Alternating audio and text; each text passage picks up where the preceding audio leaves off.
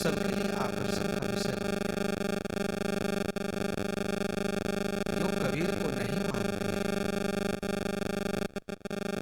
वो भी उनके वाणी को सुन करके और सोचने के लिए मजबूर हो जाते। कबीर के चिंतन की विशेषता क्या है? बंधु, कबीर ने मानवीय सौंदर्य का धर्म दिया, मानवीय बुद्धि, मानवीय गरिमा को प्रेरित किया, मानवीय सौंदर्य को प्रोत्साहन दिया। इस देश के लिए, दुनिया के दर्शन के लिए अत्यंत मार्मिक मर्मस्पर्शी बात है। विचारण इस भारत में अगाध ज्ञान की राशि है। कभी कभी तो हम लोगों को सब बड़े बड़े मंचों से कहा जाता है कि हमारे मनीषा में लोगों ने कहा पूरी पृथ्वी को अपना परिवार मानो।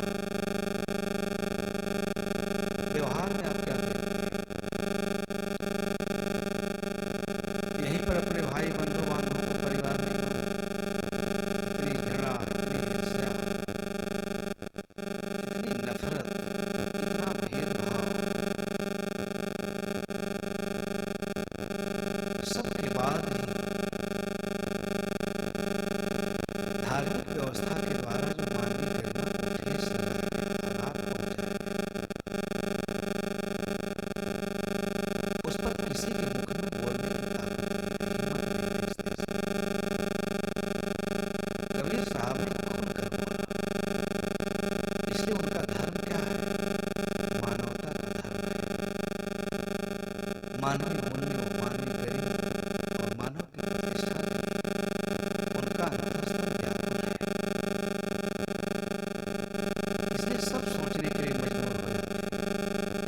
कबीर कुछ ऐसा कहते हैं जो नूतन है, नवीन है, अद्भुत है, अनिर्वचनीय है।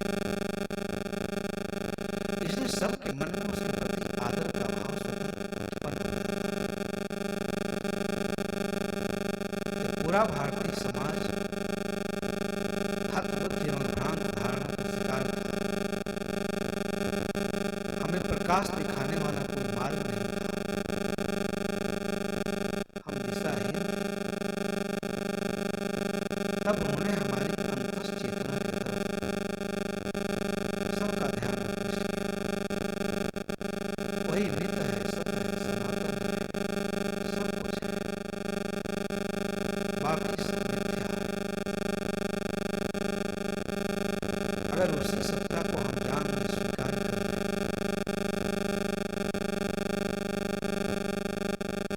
तो हमारा धर्म और हमारी प्रतिष्ठा बहुत ऊंचाई पर पहुंच जाएगी। इसलिए कबीर को पढ़ना, कबीर पर चिंतन करना, मनन करना, सत्संग करना। अभी अभी माधव भाई ने कहा, आप लोग जहाँ तहाँ कहते हैं वसुधैव कुटुंबकम की भावना केवल भारत में है। कहाँ है वसुधैव कुटुंबकम की भावना? ऊंचे से ऊंचे स्तर पर घृणा देखी जाती है। जो लीडर हैं, प्रोफेसर हैं, पढ़े लिखे हैं, प्रबुद्ध हैं, सब कुछ जानते हैं, लेकिन वो विशुद्ध मानव नहीं बन पाए। इसलिए कबीर का चिंतन, कबीर का धर्म मनुष्य बनने के लिए, विशुद्ध मानव बनने के लिए। और जब तक हम मनुष्य नहीं बन जाते तब तक हम समस्याओं से जूझते रहेंगे। मानव आत्मा की शरण ही एकमात्र श्रद्धेय विषय है। इसका हमने कितना उल्लंघन किया, अनादर किया। इन्हीं सब विषयों को देखकर कबीर की आत्मा भड़क उठी। इतनी चर्चा अपने ही भाई का छुआ पानी नहीं पीते, उस पर मैं चर्चा नहीं करूँगा। कबीर इसलिए प्रासंगिक है, कबीर इस देश की एकता के लिए, अखंडता के लिए, सामाजिक वैमनस्य की जो औषधि उनके पास, समाज के लिए, राष्ट्र के लिए, सबके लिए उनके धर्म का बहुत ऊंचा स्थान है।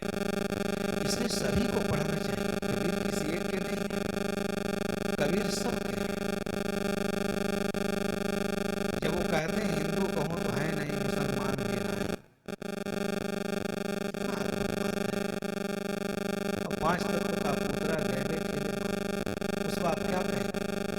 हिंदू तुरु की बूढ़ो बारो नारी पुरुष क्या कहेंगे? आज उसी आत्म को नहीं समझने के कारण हम रुग्ण हैं, बीमार हैं। पढ़ने लिखने से क्या होता है? हमारी बुद्धि सही दिशा में सोचे, सत्य को स्वीकार करने का हमारे अंदर सामर्थ्य, इसकी बात करें। इसलिए उनका दर्शन अद्भुत है, रत्न है, सबके लिए है। उनका दार्शनिक पक्ष तो इतना बेजोड़ है कि आदमी सुन करके सिहर जाता है। बाबू ऐसो है संसार बिहार, ऐसा संसार है, यह परिव्यवहार वो अब अनुप साथ पर बिल्कुल मनुष्य ने अपने अनाचरण से इस सुंदर संसार को इतना दूषित कर दिया है। शायद कहते हैं सुसत व्यक्ति के लिए रहने लायक ही नहीं है। चारों तरफ अराजकता, अनीति, अनाचार, ये सब हमारे जीवन में कैसे आ जाते हैं? इसलिए मानवीय मूल्यों की प्रतिस्थापना ही उनके धर्म का उद्देश्य है, चिंतन का उद्देश्य है। और इसके बिना संसार में कोई सुखी नहीं रह सकता। सारा द्वंद्व, सारी बीमारी केवल इसी के कारण है कि हम परम सत्य को समझते नहीं। उपनिषद भी कह कह के थक गए।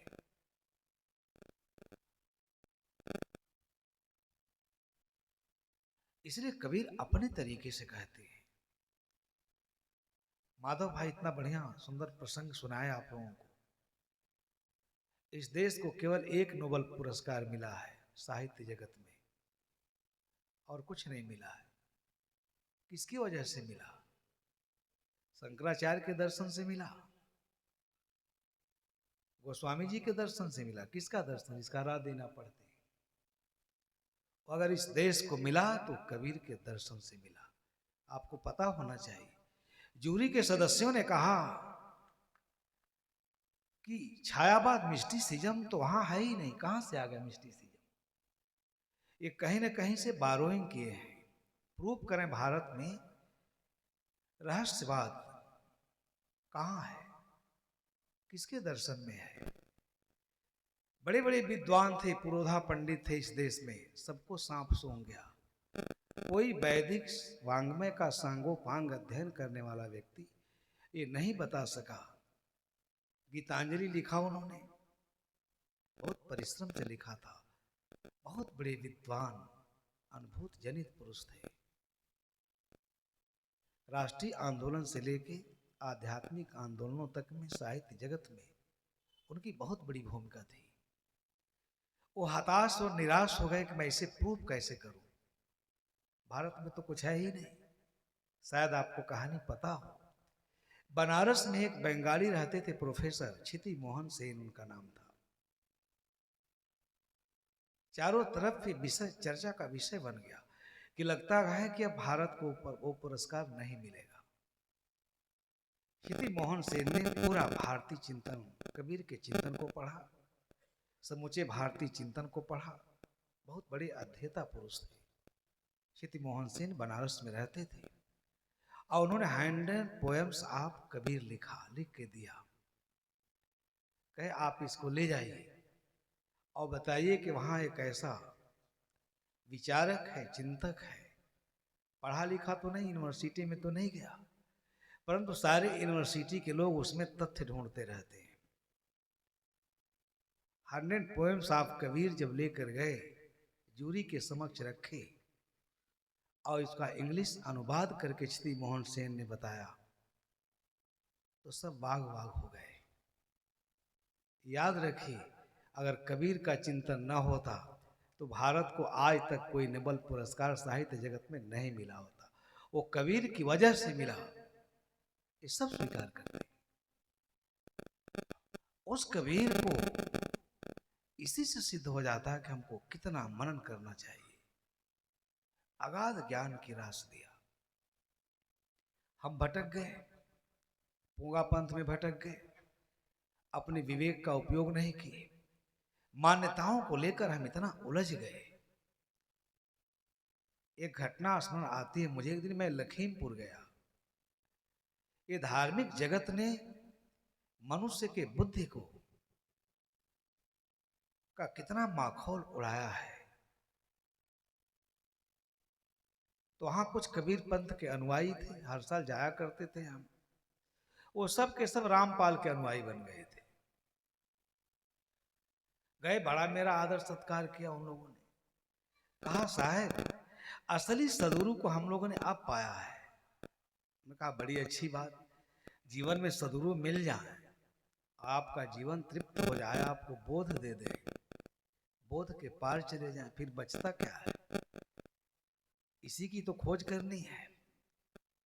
जीवन में समर्थपूर्ण सदगुरु मिल जाए, जीवन बिल्कुल एकदम स्थिर हो जाता है। वो लगे प्रशंसा में कसीदे गढ़ने। कहे साहब देखिए ये कंठी वंठी हम लोग झूठ मूठ के पहनते हैं, वो कबीर साहब के बिल्कुल साक्षात अवतार हैं। हम लोग उनका फोटो अब पहन लिए हैं गले में। और यही नहीं, स्वर्ग का उन्होंने बिल्कुल टिकट काट दिया है, प्रमाण पत्र भी दे दिया है, सर्टिफिकेट भी दे दिया है। वो सर्टिफिकेट हम लोग बहुत जतन से अपने बक्से में बंद करके रखे हैं। हमने कहा बेवकूफ, जब मरोगे तो तुम्हारा सर्टिफिकेट तो यहीं रह जाएगा, तो सतलोक में दिखाओगे क्या?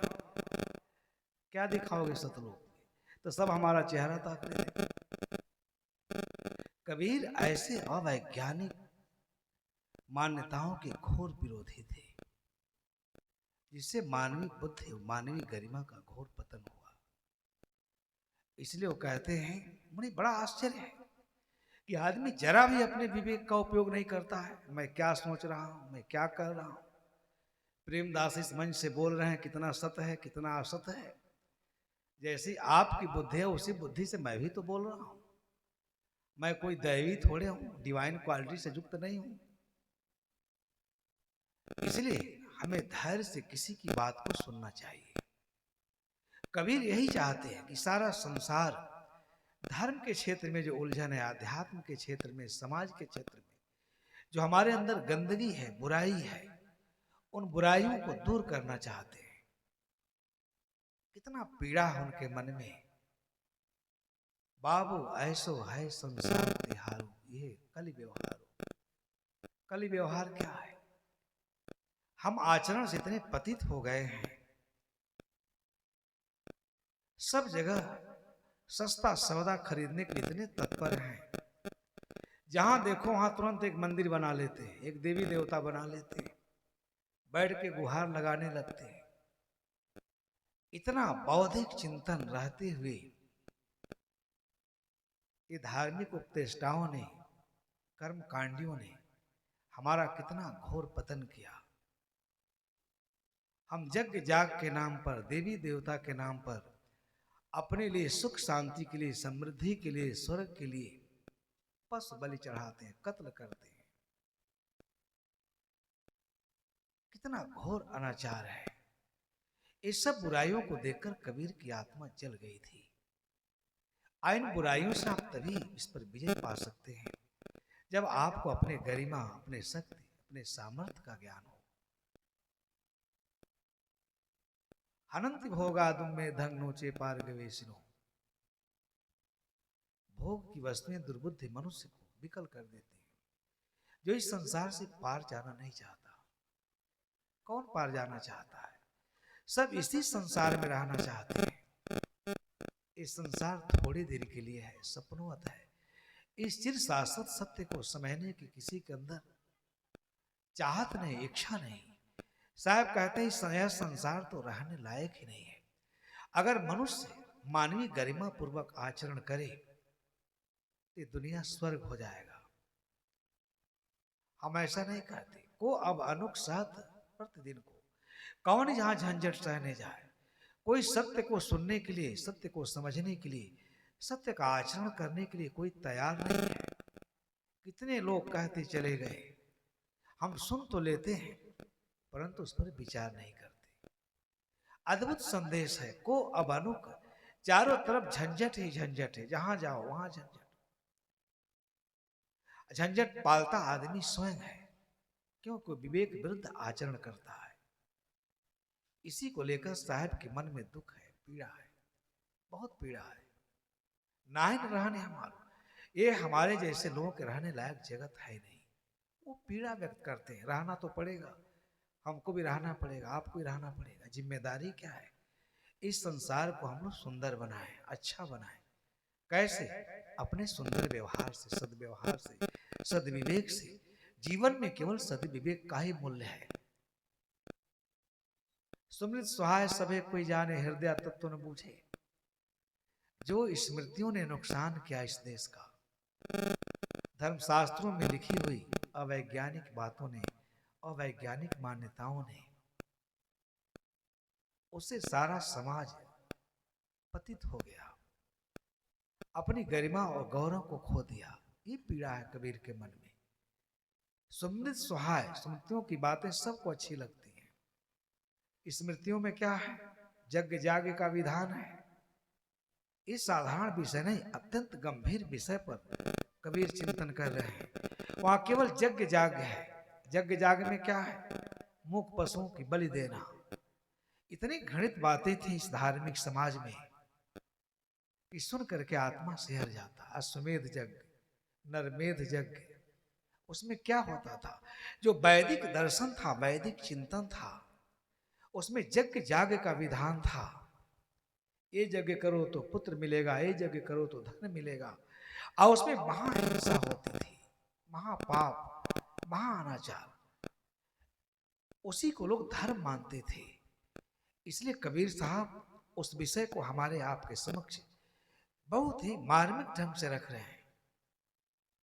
इस पर सबको सोचना चाहिए।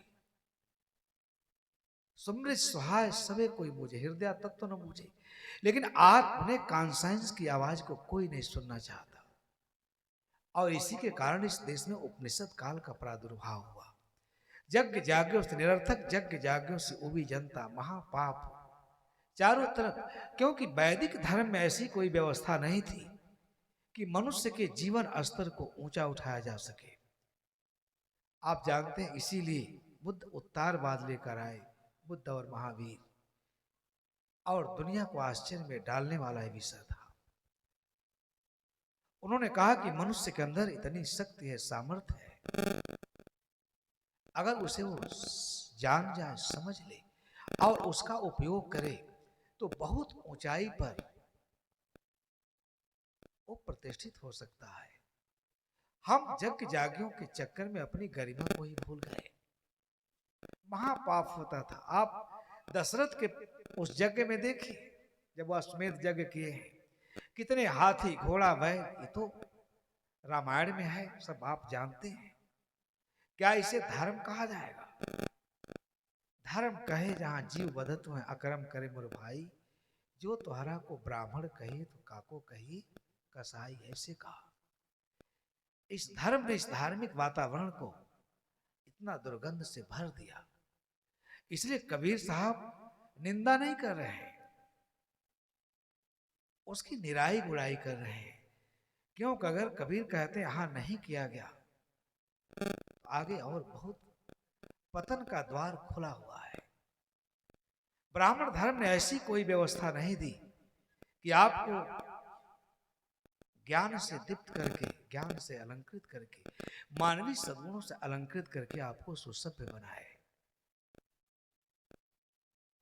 एक शायर ने लिखा है, पसीना अगर तुम इस भूमि में मिला दोगे, कितनी वैज्ञानिक बात कह रहा है। पसीना अगर तुम इस भूमि में मिला दोगे, करोड़ों मर रहे हैं उन्हें तुम पल में जिला दोगे। इतनी शक्ति है मनुष्य के अंदर। तुम्हारे देह के श्रम सीकरों में शक्ति है इतनी, कहीं भी तुम धूल में फूल सोने के खिला दोगे। ये मनुष्य की गरिमा है, ये कबीर कहना चाहते हैं। जब मनुष्य अपने शक्ति और गरिमा गौरव को ही नहीं जानेगा, धर्म के पीछे बुद्ध के मन में पीड़ा हुई, उन्होंने कहा पर दुख पदाने न यो यत्नो सुख मिच्छति। इतना एक सारभूत अंश है जो हमारे प्रसुप्त चेतना को और इसी धर्म की आवश्यकता है। पर दुख पदाने न यो यत्नो सुख मिच्छति। बैर संसर्ग संसठो बेरा सोना पहुंचती। जो दूसरों को दुख देकर अपने लिए सुख की कामना करता है महामूर्ख है। बैर के संसर्ग में पड़ा हुआ वो बैर से कभी मुक्त नहीं हो सकता। ये दर्शन है। इसलिए कबीर के मन में बहुत पीड़ा है। ये जग जागियों ने आज भी परंपरा है। बनारस जैसे जगह पर है, आप बनारस में जाइए, बगल में मिर्जापुर जिला है, आपके यहां से भी लोग जाते हैं, बड़े बड़े राजनेता वहां दर्शन के लिए जाते हैं।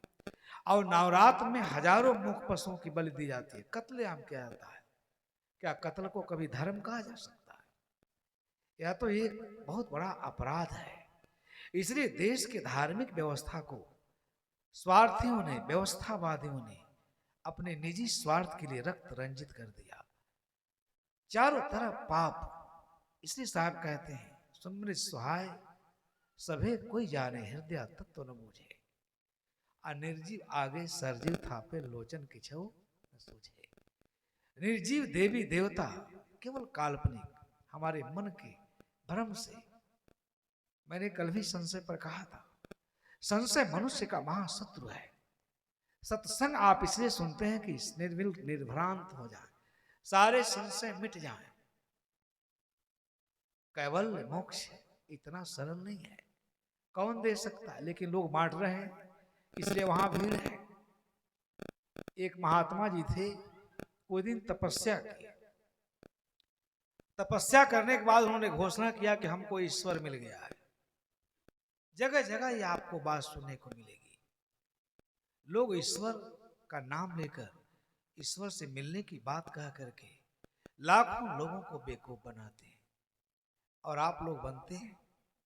इन मन और इंद्रियों से क्या ग्रहण होता है? द्रव्य ग्रहण होता है, पदार्थ, भौतिक वस्तु। जो मिलता है इस मन इंद्रियों से वो सब छूट जाता है। एक वैज्ञानिक तथ्य है।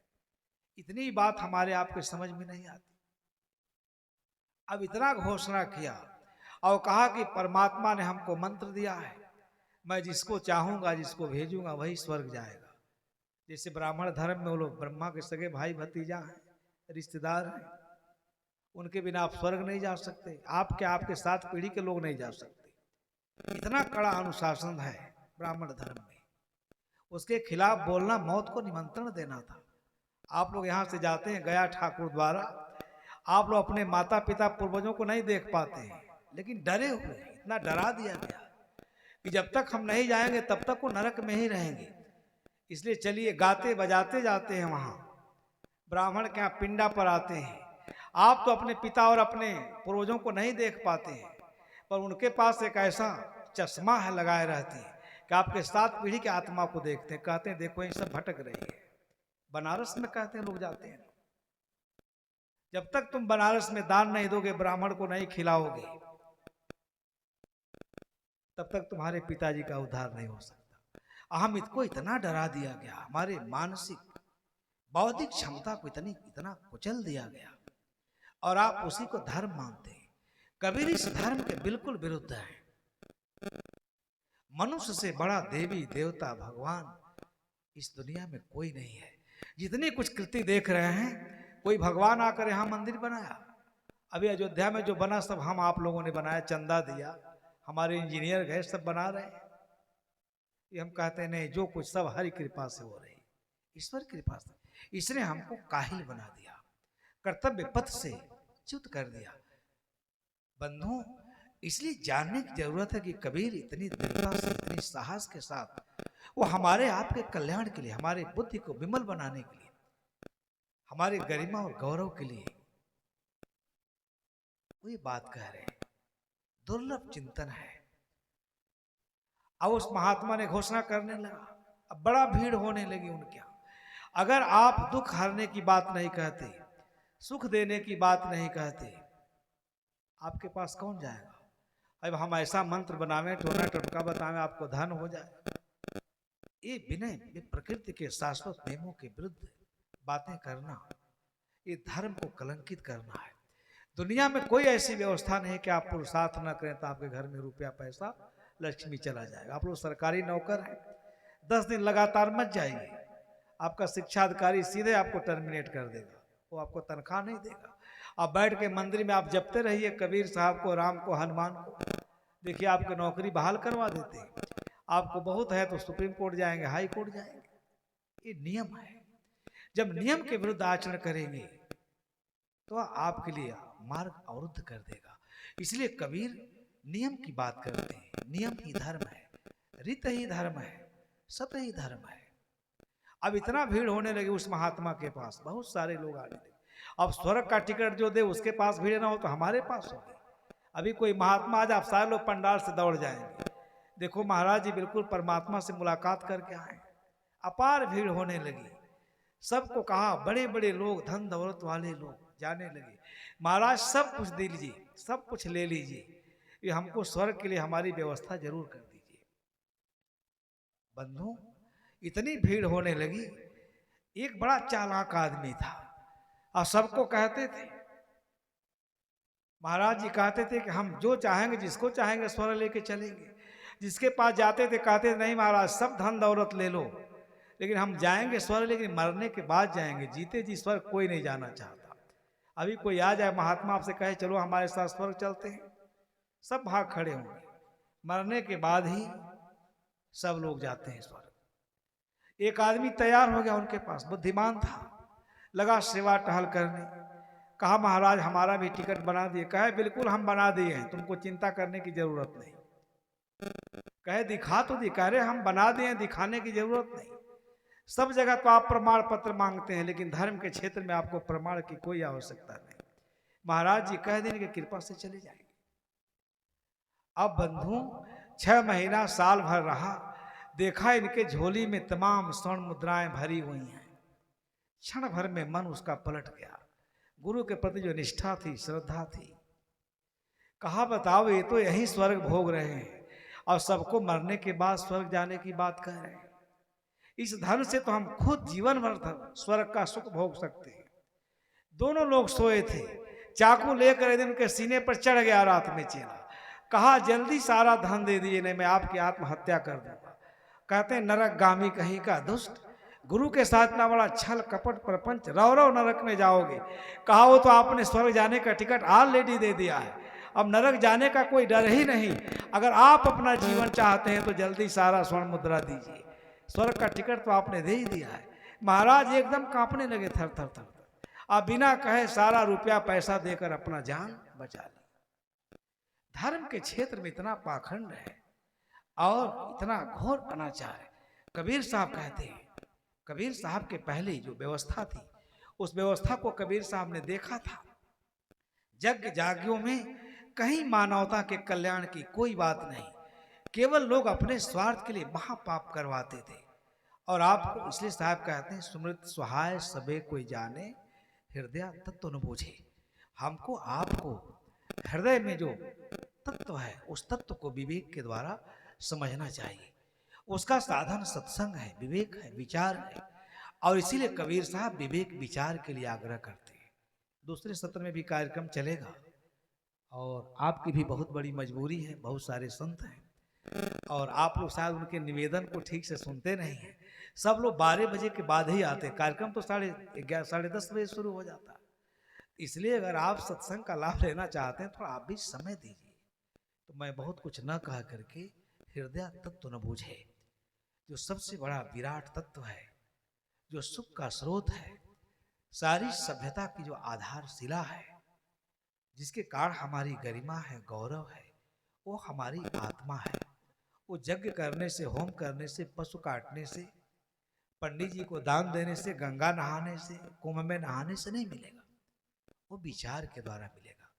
तो इसलिए आप सब लोग सत्संग में बैठ करके संत महात्माओं के पवित्र वचनों को सुने और सुन करके अंधविश्वास और भ्रम के किवाड़ को तोड़ करके अपने मानवीय मूल्य को, मानवीय आत्मा को इसलिए इतना गरिमा प्रदान किया।